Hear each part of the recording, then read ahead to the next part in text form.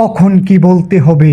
কাজের শুরুতে বিসমিল্লাহ, কাজের শেষে আলহামদুলিল্লাহ, প্রশংসায় বলি মাশাআল্লাহ, ধন্যবাদে বলি জাযাক্কাল্লাহ, ভবিষ্যতে ইনশাআল্লাহ, অবাক হলে সুবহানাল্লাহ, মিথ্যা শুনলে লা হাওলা, বিপদ এলে ইন্নালিল্লাহ, হাঁচি দিলে আলহামদুলিল্লাহ, বাজে কথায় নাউজুবিল্লাহ, গুনার কথায় আস্তাগফিরুল্লাহ।